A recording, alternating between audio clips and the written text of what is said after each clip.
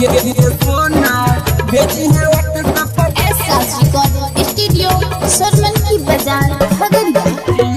DJ Kanchan Raj Muzaffarpur.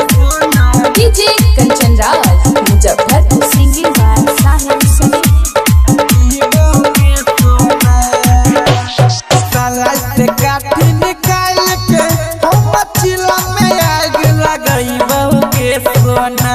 ये सोना हम मछला में आग लगाई बहू के सोना।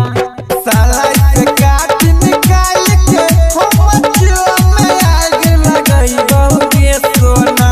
ये सोना चिला में आग लगाई बहू के सोना। ये सोना भेजती है व्हाट्सएप पर फोटो देख के दी बहू के सोना। ये सोना भेजती है व्हाट्सएप पर फोटो देख के दी बहू के सोना। साला से काठी निकाल के हम मछला में आग लगाई बहू के सोना। ये सोना चिला में आग लगाई बहू के सोना। ये सोना भेजती है व्हाट्सएप पर फोटो देख के दी बहू के सोना। ये सोना भेजती है व्हाट्सएप पर फोटो देख के दी बहू के सोना। सरमन की बाजार खगड़िया। देख के दी बहू के सोना। डीजे कंचन राज मुजफ्फरपुर। अखियाँ से दूर छियौ दिलवा के पास गे।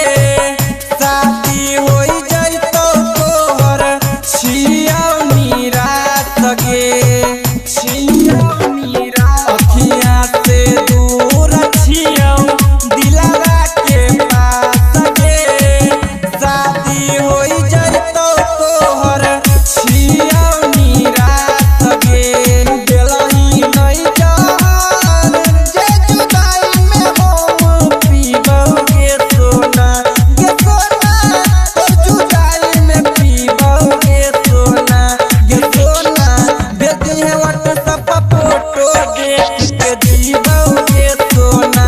ये सोना भेजती है व्हाट्सएप पर फोटो देख के दीबौ के सोना। मिक्स बाय पवन बिहारी। देख के दीबौ के सोना। डीजे कंचन राज मुजफ्फरपुर।